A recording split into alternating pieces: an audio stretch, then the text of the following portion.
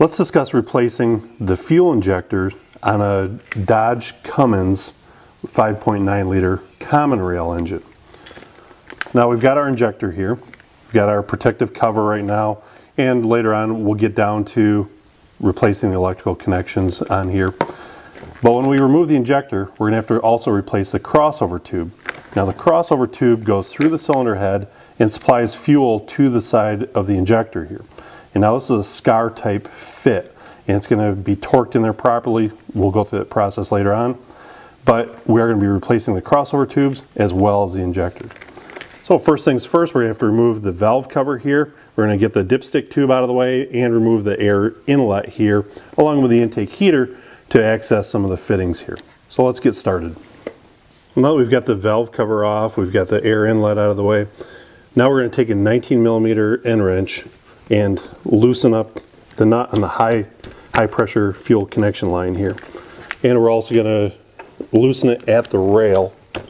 Break it loose here, and we're going to work this out and get this out of our way.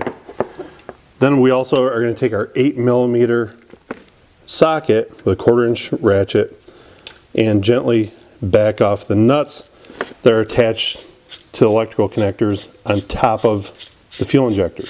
Now the nuts are going to stay with the harness, and so we'll simply lay those off to the side.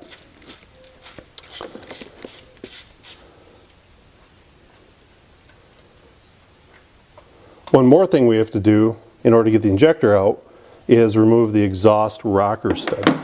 So I'm going to take a 3/8 ratchet and a 10mm socket and remove this exhaust rocker arm. Later on when we go back together, we're going to have to readjust this valve lash before we're done. But for now, we can get this out of the way.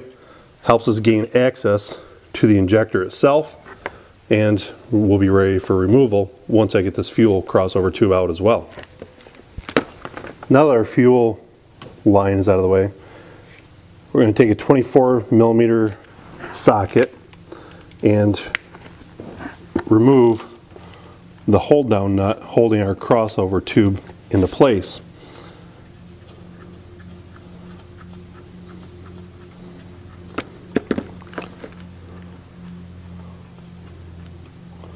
Once this is out of the way, we'll take a pliers and we'll work that back and forth and remove the crossover tube. Now there's specific tools to help remove these things, but these are technically a one-time use piece. So I'm not too worried about damaging any threads at this point because we're going to simply discard the crossover tube and use a brand new one. So I'm simply going to grab this with pliers, wiggle a little bit, and it pulls right out. And you can see how that's seated inside the cylinder head. Once that's out, we can access our hold down bolts on the fuel injector itself, and the injector will be ready for removal. Using an extension and an 8mm socket with my 3/8 ratchet, I'm going to locate the two bolts holding down the injector collar and remove them one at a time.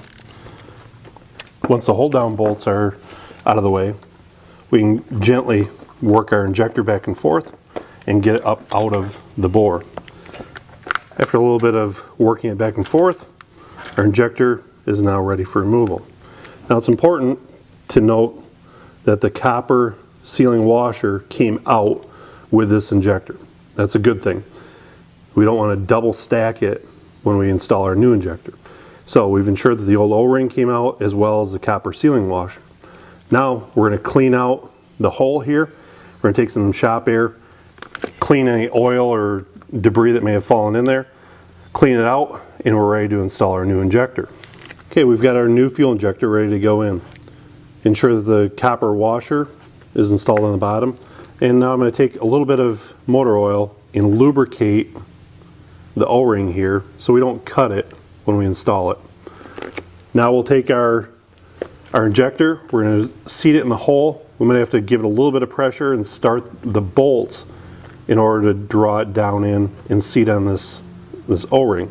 It's also important to understand that we've got this hole here pointing towards the driver's side of the vehicle, so that crossover tube can be installed later. So we'll seat this down in there, then we'll install the crossover tube next. Now that we've got the injector snugged into place, it's time to install our new crossover tube. Now you'll notice that there's two balls here which are going to be pointed up, and that's going to be our alignment pins. So we're going to again take a little bit of engine oil here and lubricate this O-ring, help with the installation. And so with keeping the balls up, you'll be able to feel this as it wiggles into place and it clicks into place there. Now we'll take our hold down nut, place that over the crossover tube, and we'll gently put that into place here now. Now that we've got our wires and electrical connections torqued down properly on top of the injector, we're going to go back and torque that crossover nut. And so I'm going to take my torque wrench here and we want to tighten this nut. And so we'll work in short strokes here and wait to get the signal from the torque wrench. Again, it's very important that this be torqued properly. Under torquing is going to result in a high pressure leak between the crossover tube and the injector. Or if we over tighten it, it's going to damage the injector. Both are bad things. So we're going to tighten that to 37 foot-pounds, and then we're ready to install our high pressure line again. So now once we put our high pressure line, we're also going to torque this line down to 37 foot-pounds as well. Now that we've got everything installed in place, I've gone ahead and bolted down our exhaust rocker. We've also ensured that the #1 piston is at top dead center. And I did this by using a 15mm socket and a ratchet down below in the crankshaft and rotating it until the timing mark lined up. And I ensured that both valves here on #1 have a little bit of movement. Now the spec on these, the intake valve should be at 10/1000ths of an inch. We haven't touched that one, so I'm not too concerned about it. Might not be a bad idea to check since we're here though.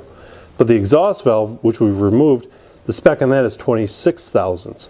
So I've taken a 14mm wrench, loosened up the jam nut, and now I'm going to use an Allen wrench inside the adjuster here. And so we'll work this back and forth until we get our proper play here on the valve. Once that's set, I'm going to hold it in place and tighten down the jam nut.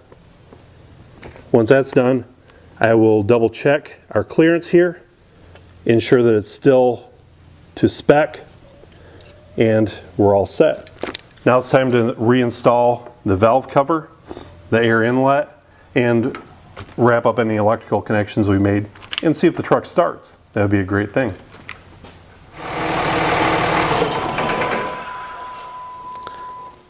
There, now that we've completed the job, we've had the truck running, we want to double check and make sure that there's no external leaks here. It's always a good thing. Never ever while one of these common rails is running should you break a line loose. These things operate between 5,000 and 23,000 psi of fuel pressure, so be very careful not to disturb one of these lines. Well, the truck was run on all 6 cylinders, no external leaks. I think we've done our injector replacement job successfully. And now hopefully you also understand what's involved and can also replace your own fuel injector in a Dodge Cummins 24 valve common rail engine.